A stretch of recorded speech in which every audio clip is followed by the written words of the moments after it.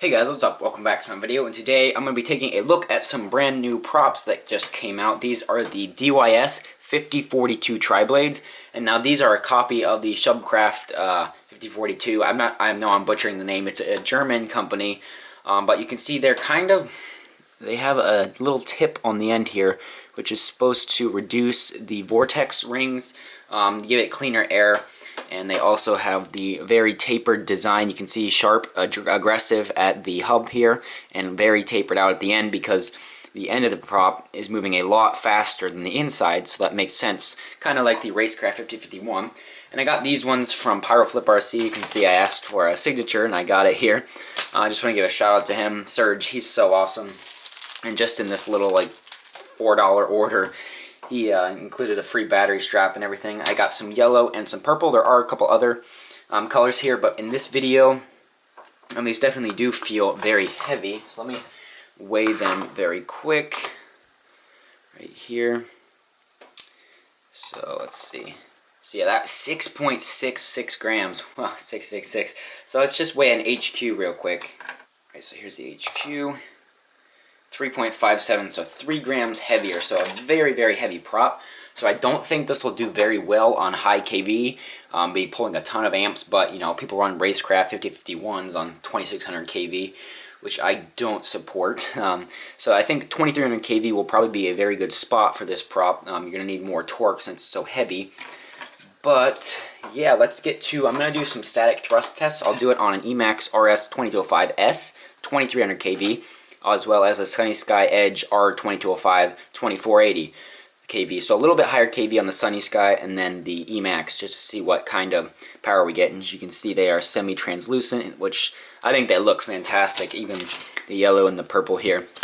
And I know these are designed for a dynamic situation with the prop tip and just the profile. Everything is meant to be optimized for in-flight, but I still want to do a thrust test just to see, and then I will also take them out in this video and do a line of sight flight as well as an FPV flight, just to give you some opinions on these and how they fly, and we'll finish up after that.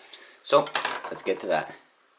Okay, so here we are for the thrust test. So I've got the Turnigy V2 thrust stand, I've got the Emax RS2205S, the 2300 kV edition, the DYS 5042 propeller that we're looking at here. And I've got two Turnigy Graphene 4S 1.3 amp graphene packs here, 65C, in parallel to give us the absolute max peak numbers. And I know thrust tests, you're going to be getting less amps in flight and instead a lot different in a dynamic environment with the amps and the thrust, especially since the propeller with the little tips and just the way of pitching it is specifically meant for a dynamic situation. But I really want to test it just to see what kind of numbers we'll get anyways.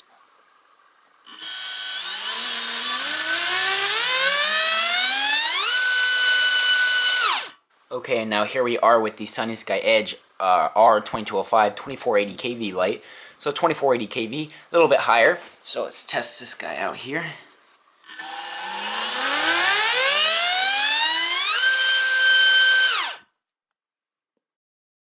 Alright, so here are the results of those two tests there. On the left, we have the Sunny Sky R2205 2480, and on the right, the Emax RS2205S 2300 kV. So you can see on the Emax, we pulled 28.95 amps and got 1,079 grams.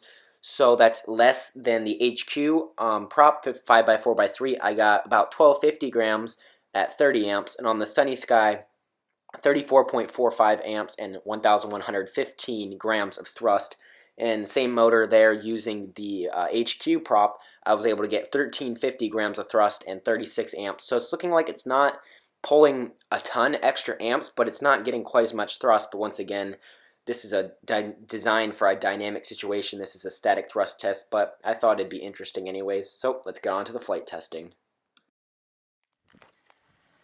Alright, here we are outside with the DYS 5042, which is the copy of the Shubcraft wings. You can see they just look really cool, and I have these on my ZMR 210R just to test out, which have Emax RS2205S 2300 kV motors. So really high torque, really high performance motors. Should be able to turn these props. Pretty much optimal motor, I would think. A lot of people run higher kV, but I like the 2300s on this really heavy 6.66 gram prop.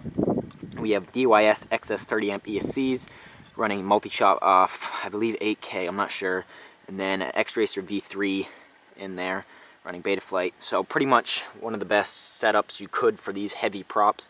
BL Heli SESCs, Betaflight. Welcome to OpenTX. And really nice motors. Okay, let's get this guy plugged in. And I have the GoPro removed. You can see here. We'll be putting this on for the FPV flight right after this, but this will save the weight right now is about 520 grams, and with the camera and the mount on, it's about 620. So let's take this up. And I just flew this quad with HQ props. This is a stock tune, so it'll be fair. And I haven't tuned it yet, but it'll be nice back to back. So instantly, there's definitely a noise difference. Let me come over here to the light. It definitely sounds different. It's quieter, actually.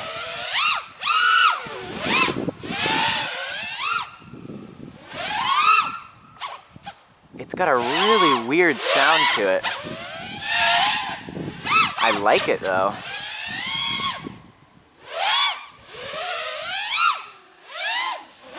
I don't know if you can hear it. It's almost like a whistling, like a whoosh sound when you go to idle.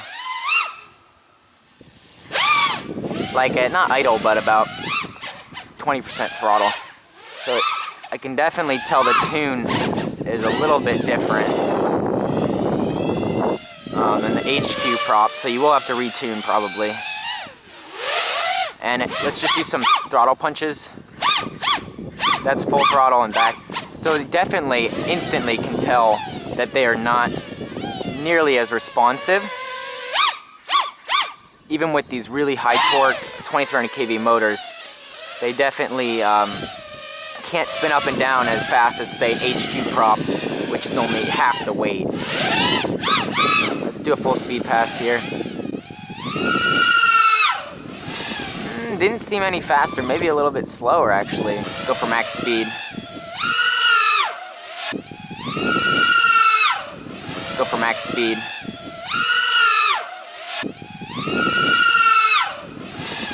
Didn't seem any faster, maybe a little bit slower actually than the HQ. But I imagine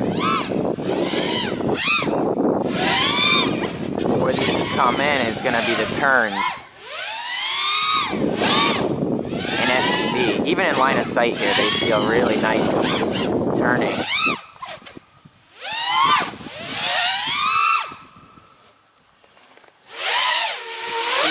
Almost got above myself there. Definitely an interesting prop.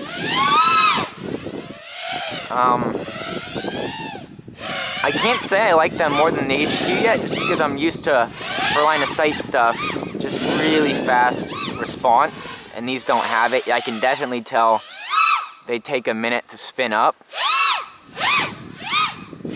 Like in some of these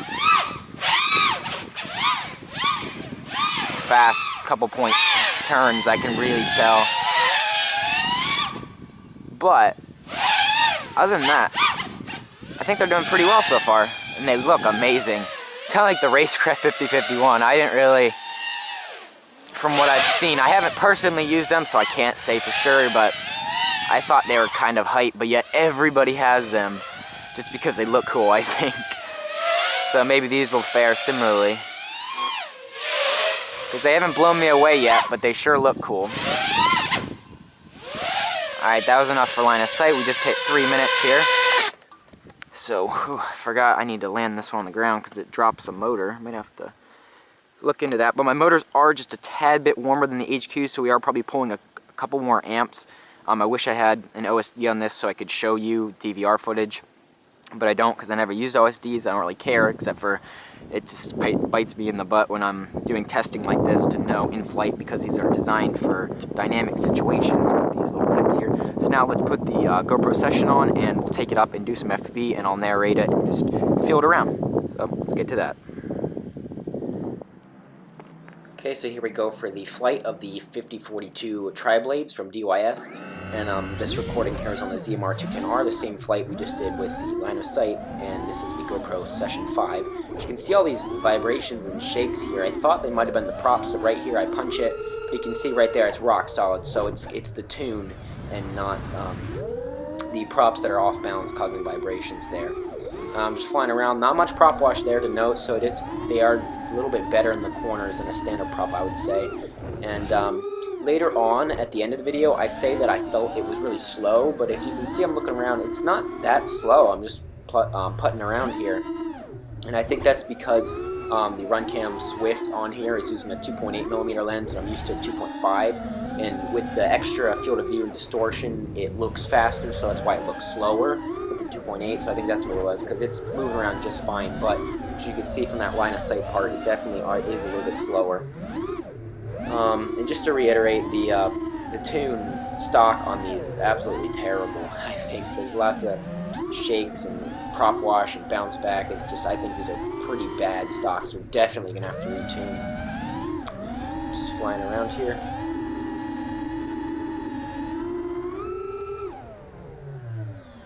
Let's see how much the nose bobbled there with these props. I'll have to tune these out, but I will be trying to tune them later on. Hopefully watch this here.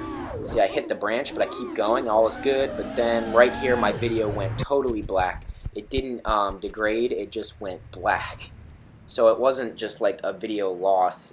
Something happened, maybe a wire became disconnected. But yeah, I didn't really like these props. They felt slower. They look like they're going to be harder to tune, but I will be giving them a second shot once I tune them. So let's wrap this video up.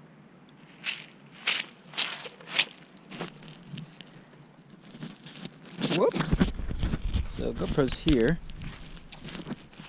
Quad's here. Let's see if we have any damage to the props. You can see it ripped the mount right off. I might want to rethink a little more infill in this part when I print this. Quad definitely needs a cleaning now, but everything else looks good. The props, you can see from that tree hit just before that, before I lost video for some reason. I think my connection might be loose. Props are good, so they're pretty durable, I'd say. They're really thick and hard, but I guess I'll just finish the video up here. I didn't really like them that much. I mean, I fly HQ 5040 triblade a lot. I do almost entirely freestyle. I do a little bit of faster flying that I call racing, but I don't have anyone to fly with, so I just do freestyle stuff. And this isn't really fair because I haven't tuned these yet. I will be trying to tune these and see what I can get, because definitely the stock values on Betaflight were super sloppy.